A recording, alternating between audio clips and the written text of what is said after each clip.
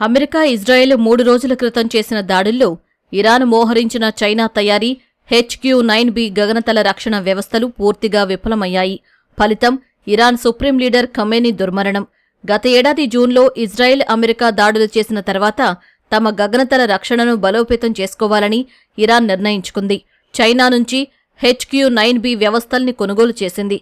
అందుకు బదులుగా చైనాకు భారీగా చమురును ముట్టజెప్పింది.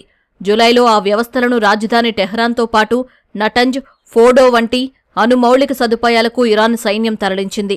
తాము సొంతంగా తయారు చేసుకున్న బవార్ 373, ఖోర్డాడ్ 15, పంట్సర్ S-1 గగనతల రక్షణ వ్యవస్థలతో కలిపి HQ-9Bలను ఇరాన్ మోహరించింది. వాటన్నింటితో యుద్ధం ప్రారంభించిన కొన్ని గంటల్లోనే అమెరికా, ఇజ్రాయెల్ను ధ్వంసం చేశాయి.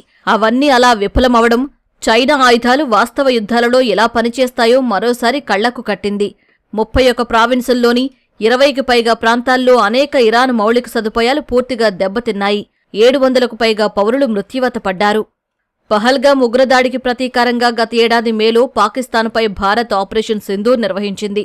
అప్పుడు కూడా భారత వైమానిక దళం దాడుల నుంచి HQ-9B గగనతల రక్షణ వ్యవస్థ పాకిస్తాన్ను రక్షించలేకపోయింది.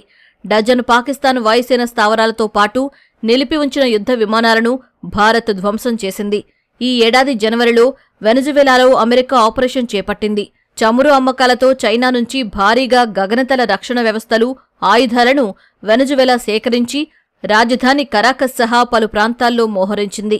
అవన్నీ అమెరికా ఆపరేషన్లో విఫలమయ్యాయి. ఫలితంగా అధ్యక్షుడు నికోలస్ మదురోను, అమెరికా డెల్టా ఫోర్సు సేనలు కొన్ని నిమిషాల వ్యవధిలోనే సునాయాసంగా తమ దేశానికి ఎత్తుకెళ్లిపోయాయి.